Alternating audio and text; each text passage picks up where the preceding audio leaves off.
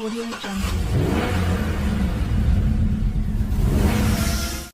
The Grand Cherokee L of the Jeep brand, owned by Fiat Chrysler before the Italian-American manufacturer merged with the PSA Group to form the world's fourth largest automaker last January under the name Stellantis, rolls off the assembly line.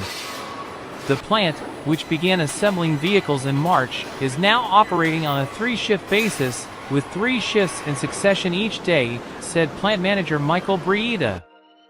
The $1.6 billion complex covers some 180,000 cubic meters and is expected to provide 5,000 jobs in a city devastated by unemployment.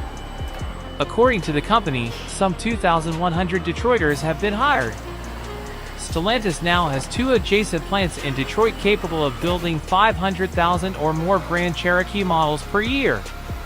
The neighboring plant, Jefferson North Jeep, was built in 1991 and was until now the Motor City's newest assembly plant.